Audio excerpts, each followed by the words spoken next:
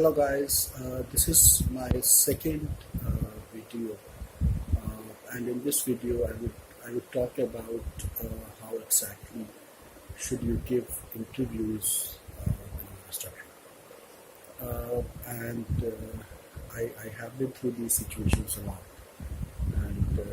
but I think and obviously over a period of time now my stuttering seems to have reduced considerably.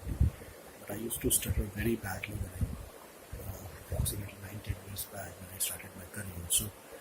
So I have been through this for the past 9-10 years now. So I just thought that some of the tips that I personally now, because again I have been reading a lot of stuff on internet and I have been watching a lot of videos. So I thought some of the things which I am trying to implement might help you guys as well.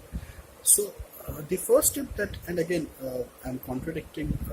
This is in contradiction to what is being said on most of the sites and what is being said on many of the YouTube videos. I was watching a YouTube video approximately a week back where I mean the person who made that video said that when you approach an interview, you should directly go to when the interview starts. He said that you should go to the interviewer and say that I stutter, and you should basically accept that in front of the interviewer. I never thought that it's a good idea. I've got two reasons for it. One, I think it first of all it just puts you on the back foot. I would be more happy when the interview starts, and if I stutter on the interview, which hopefully I or you should not, because I think with a lot of practice, with everything else, I think we should be absolutely fine. We will be absolutely fine. But even if you stutter on certain words while giving an interview or something like that, still I would still be happy if it is evident in the interview itself. It's not, but I would not go out there and announce that I want to stutter or I am a stutterer. Right, so that's one. Because and the second part and the second reason that I have for this is because I think then you lose the battle. I think then you lose the battle. You have to be yourself. You have to be confident.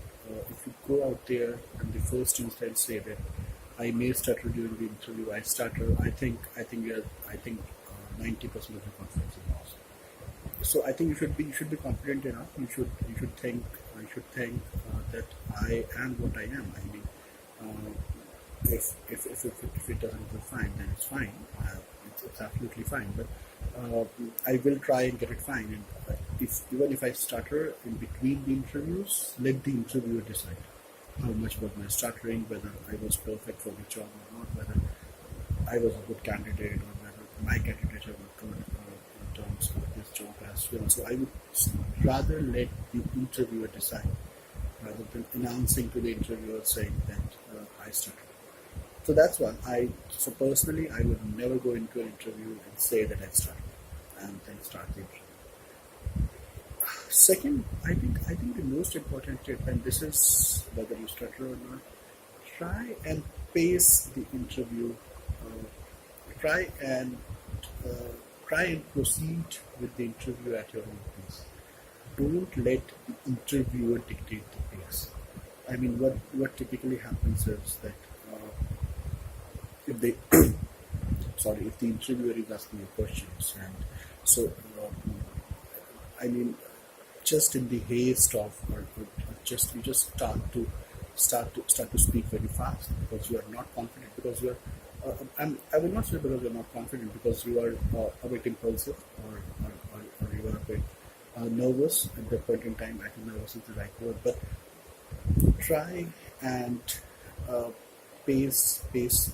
Try and proceed with the interview at your own pace. It is absolutely fine to take your time, to think, take a deep breath, and then speak. It's not. Trust me. When you try and take time, when you speak slowly, when you take a deep breath, when you try and put a rhythm into your speech, it's going to be much more effective. It's going to be much more pronounced, and then you will set the pace of that interview, and then because you have set the pace of the interview, uh, eventually, eventually, eventually, the interviewer is going to fall into your pace.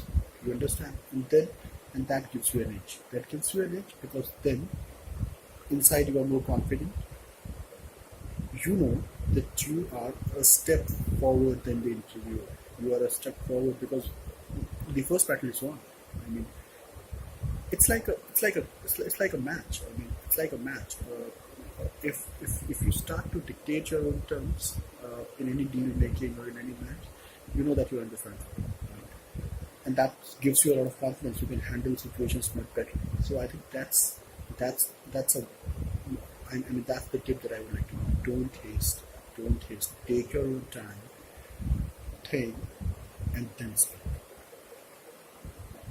Second, try and give as many interviews as you can. So if you are in a job and and if you're looking out for change, even if you get some interviews from companies where you know that even if you're recruiting, you're not going to go, still go ahead and give an interview. Just because of the fact, practice makes a man perfect. Take them as practice sessions. Just take them as practice sessions. It will remove a lot of nervousness from your system. Take them as practice sessions. Don't skip them. Don't skip them. Trust me. When the eventual interview which you are looking to get, which you are looking to crack, is going to come, these practice sessions are going to help you a lot. So don't never skip those.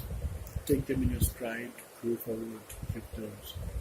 Just because it's not going to be that important for you, you're not going to be stressed about it, and it's going to act as a practice session. So these were the two tips that I wanted to give you. Again, I'm going to upload this video.